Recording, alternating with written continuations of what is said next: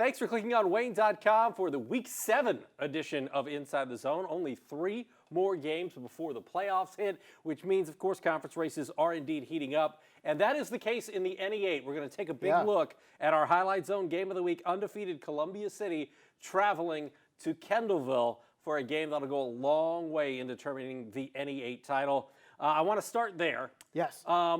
With Columbia City, they've been scoring at a fantastic rate, 52 points a game. Second highest scoring offense in the state this season, regardless of class. How do you see this one playing out? Because East Noble's defense has been really good. They've pitched shutouts 2 of the last 3 weeks. Man, and what Columbia City was able to do last week against New Haven and drop 70 points, the most in school history going back to 1922. And you wonder, you look at, okay, you factor in the quality of opponent, maybe not there, but at the same time, the dominance that they have displayed, you have to be very impressed with it.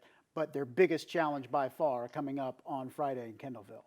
What's going to be the key for Columbia City defensively? I mean, Dylan Krell's going for about a $132 a night. Riley Biddle hasn't had to really beat anybody with his arm, although when he was challenged by Leo, he made some really good throws.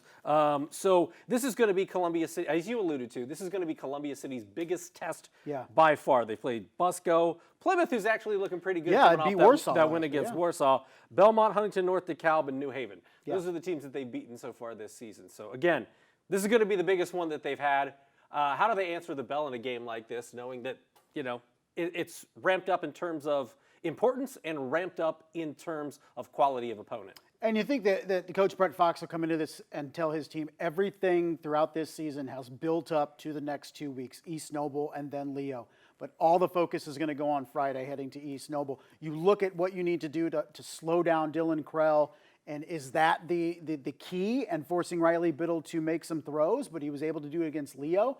I think it's just a overall sound performance by Columbia City. And then conversely, a team that's running for close to 300 yards a game, can East Noble slow down Columbia City's running game?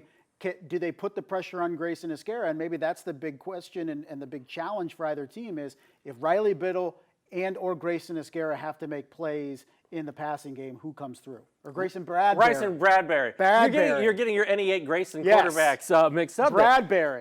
When you take a look at East Noble's defense, you know, we talk a lot about Krell and, you know, Plattner and what the guys have done offensively. They've got 3 guys with 3 interceptions. They've done well all across the board. What's going to be the key to slowing down Bradbury, to slowing down Stratton Fuller? Landon Fazio's turned into a stud this year. Like, what's the key to slowing down that Columbia City offense if you're East Noble this week? It's pretty much what East Noble was able to do against Leo in the sense that Leo has the star power with guys like Brock Schott and Landon Hepner, and they were really able to limit Landon Hepner in particular in that game. It's just a very blue-collar mentality with East Noble, and the fact that they don't have a lot of stars or studs. They just go out and play hard. Riley Biddle's really good. You know, Dylan Krell's really good, but just nobody that you would look at and say, man, they're going next level and they're going to be a highly ranked recruit. It's just a really well-rounded team, almost kind of boring in the sense that, okay, they run for a lot of yards, they'll make a couple plays, they're really good defensively, and they're sound. What Columbia City wants to do is continue to move the chains with the running game. Landon Fazio and Stratton Fuller in particular. Strat is always that guy that comes up with big plays at big opportunities. He is the player to watch for me on Friday, whether it's defense, whether it's offense, whether it's special teams. He is a special kid, and he always seems to rise to these types of occasions. We've harped on this year, harped on it over the years. I still feel like we don't know exactly what we've got in Columbia City at this point. Just basically, you know, as I talked about their schedule that they face so far, the next couple of weeks are really going to tell us what we've got out at Columbia City. Very true. And in previous years, we were like, okay, week 6 with New Haven is when you start finding out. New Haven, you know, rebuilding this year. Huntington North is good, is solid, right? Plymouth, as you mentioned, is solid, but nobody that's really a state-ranked power that they've had to beat yet. Granted, they have taken advantage of their schedule and really dominated throughout. But how good is Columbia City?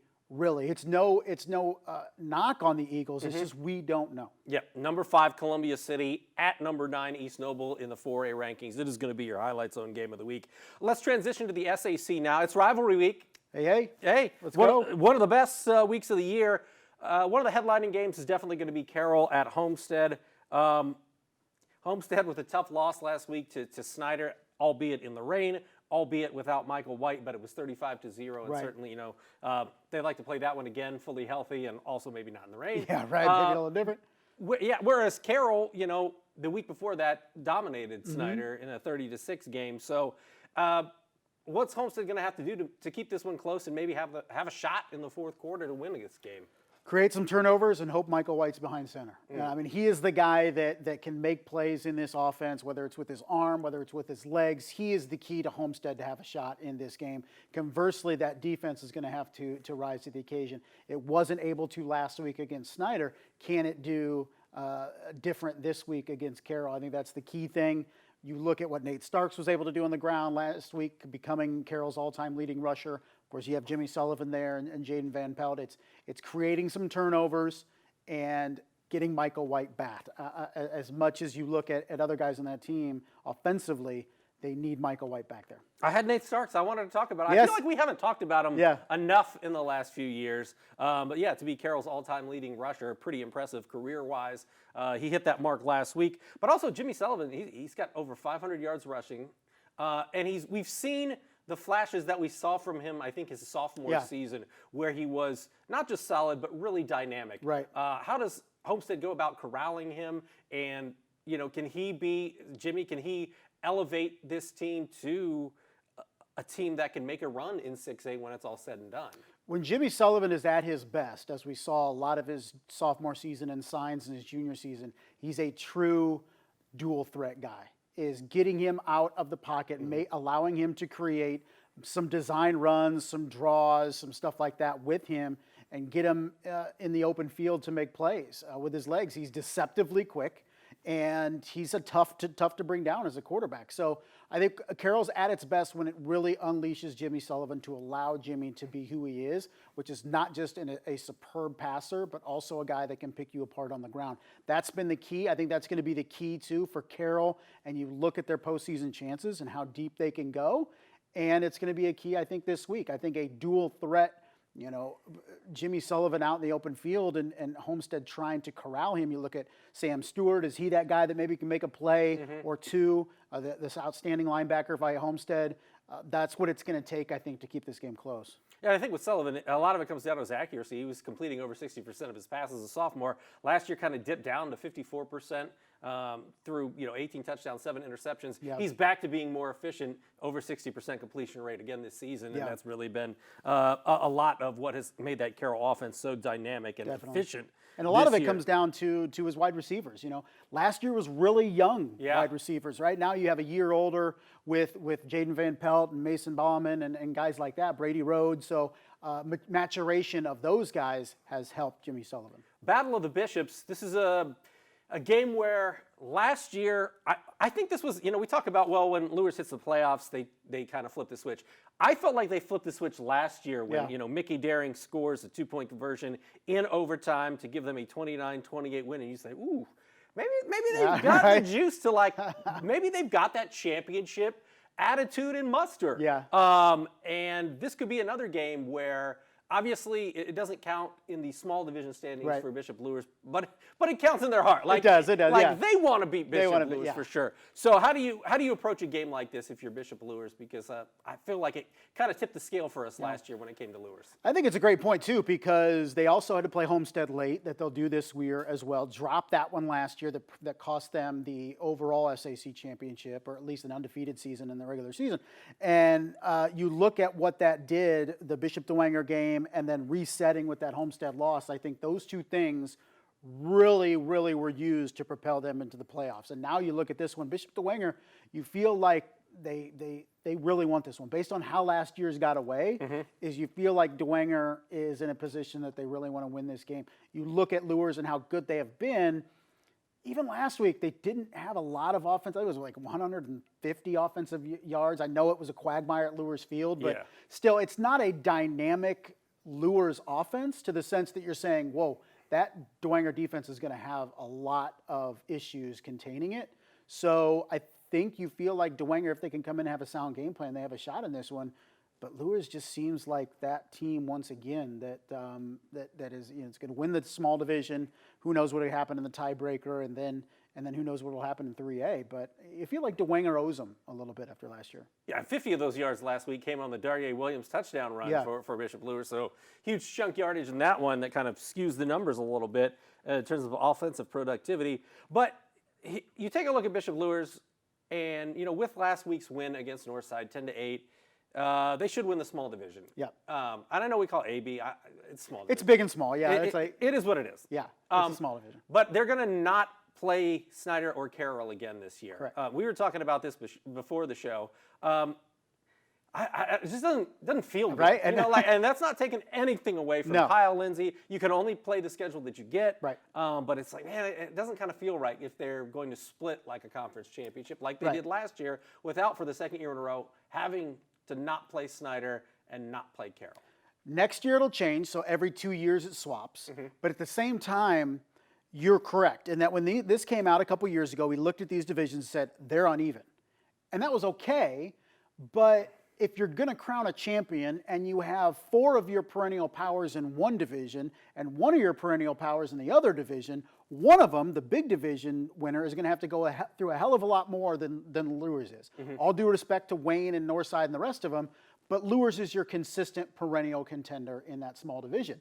So again, it's not to take anything away from Luers, but you're kind of looking at it like, oh, is this the right thing? You look at the NECC, they do big and small, but they don't crown an overall champion, and it works because they know that, is Eastside really going to be able to beat teams like West Noble and Garrett every year? And it's a little bit different in the NECC. I don't think the distance between the teams is as much. It's the SAC, but you're right. It just kind of doesn't feel right, I guess. And if I'm teams like in the big division, I'm like, why do we have to play the gauntlet? And Luers only has to play 2 of us over here, and they're in a position to win the conference every year. So I know that the Victory Bell is a great piece of hardware, and they want to give it out every year. At the same time, year 1 we had a tie because they didn't play head-to-head. Right now we're looking at Carroll and Luers in first place. They aren't going to play, so we have another potential tie. So is there some tweaking that we need to do in the SAC, or is everybody perfectly happy with Luers winning the small division 4 out of 5 years? If that's the case, then fine. It just kind of feels weird. Yeah, it does. And maybe the coaches are fine with that. Yeah, because you kind of take the good with the bad, and the benefit of being able to play those 2 non-conference games at the beginning of the season. We've talked about this a lot. That is tantamount, paramount, it's huge, testamount. I'm using every vocabulary word, but that's such a boon. Even though there have been years, 2 years ago, last year, we had some really great wins. This year, it was a real slog for our teams against some of those indie teams. But when we saw Snyder beat Warren Central and the way that Carroll played pretty well, there was more benefit to it than really matters at the end when it comes to a conference title. But, the Victory Bell is the Victory Bell. Yeah. And to see it kind of split up the way that it has been, kind of a bummer. I don't know. Especially when we're so used to winner take all every year. Somebody would, unless we had a 3-way tie or something. And we're not suggesting going away from the 2 non-conference because it's crucial. But at the same time, is there a different way we can do this? Do we crown an overall champion or not? Maybe we don't. But the fact of the matter is, Bishop Luers, since we went to divisions, has not lost a single small division game, 7-0. Still have to play Southside in a couple weeks. And in the last decade, they are 35-9 against those 4 other teams in that division overall. That's dominance, which means they're going to dominate the division more often than not. And it kind of skews things a little bit in the SAC. Yeah. And again, as I said before, we started we're talking not about it, not taking anything away from Bishop Luers or Kyle Lindsey. You play the schedule you get, and they've taken care of business, and there's a lot to be said for that. I don't need my son being thrown in a locker as a freshman at Bishop Luers this year because of my comments. But, no. I mean, for other reasons, I was he may have going to say, there'll definitely be other reasons, but not because of this. We don't have that kind of power. Let's talk about we got 2 more games I really want to talk about. ACAC Heritage at Bluffton. I think we find out a lot about Bluffton this week and next week. They've got Heritage at home and then Adams Central on the road in the next couple of weeks. We really find out, because they're going head-to-head, the stratification of how teams stack up in the ACAC. Heritage got first shot at Adams Central, right? And Adams Central owned them pretty much without having to complete a pass. Second half, in the second half. And so you look at it now as you look at Bluffton, they'll have their first challenge with Heritage. And I think it's a tough matchup because Heritage is a veteran squad, and it's going to go into this game feeling like it has something to prove. Heritage the last couple years has been that team right behind Adams Central, only one loss in the league for the last 2 years, to Adams Central. So they want to continue that run going. Bluffton wants to prove that it can be that team to potentially knock off Adams Central. They cannot afford to look ahead one bit. I know everybody's kind of looking at Adams Central. I'm sure people in Bluffton are. It doesn't matter if you don't beat Heritage. And when you talk about the NECC, we've talked a lot about Garrett and the win this past Friday night against West Noble.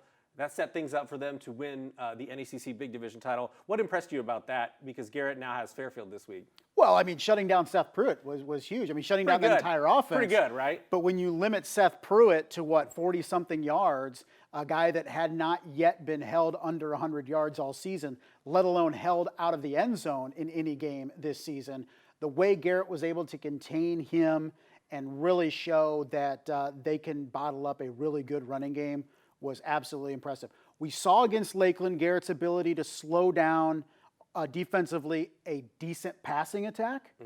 And then last Friday, we saw them do that against a decent running attack. So all of a sudden, you're looking at Garrett going, we keep trying to find places where they're going to maybe slip up, and they haven't yet. They finally climb into the top 10 in the coaches poll in Class 3A this week. Took a little while. I know, it took a little bit, but finally up there. And not only could this be a division winner and really end that reign of Eastside for a long time, but, could Garrett make a deep postseason run? I mean, they continue to show that they're a really impressive football team. 3A could be open. Like 3A, At least the North. I just kind of look at the North and go, And it's funny because talking to Chris DePue last week, we thought, oh, this is a big game. He's like, we've actually played a ton of big games. Right. Like, we played Adams Central in week 1. And then we played rival DeKalb in week 2, and it went to overtime. And we've played Lakeland, and I was like, actually, pretty much every Friday has been a big game for them. The last game I want to touch on is the NECC Small Division. In a game, it'll be a game that goes a long way. Churubusco could win it. Right. They play Central Noble at Turtletown this coming Friday. I don't know that we saw Churubusco coming necessarily, but it's nice to see Paul Sade and those guys get back to. This would be their first NECC Small Division title since 2018. Right. Eastside because Eastside's dominated it. Yeah. What have you seen from Churubusco that's impressed you as we head into the Battle of Baseline? It's a relatively young team when you look at the roster, and the fact that they started 0-3 against really good competition, by the way, but to be able to go 0-3 and then not lose any type of confidence is come out the other end and say, okay, now we're going to get into the conference season and really play some teams that we can compete with, and they hit the ground running week 4 and beyond. And that was very impressive because it can be very difficult for a young team when they get dominated 3 straight weeks at the beginning of the season to bounce back. And they've been able to do that. And that's a credit to Coach Paul Sade and his staff. And Churubusco now a win away from getting that small division and really ending the reign of the Eastside Blazers for 5 years? I mean, the last time they lost it was Busco in 18. Yep, it was 2018. Yeah. We're going to mic up Paul Sade. I'm excited about that. This coming Friday for his pregame speech. It'll be your Inside the Zone segment. It'll be your 2-minute drill segment next Wednesday here on Wayne TV. But of course, we'll be chopping it up week 8 Monday here on Inside the Zone. For Justin, I'm Glenn, and we'll see you next week.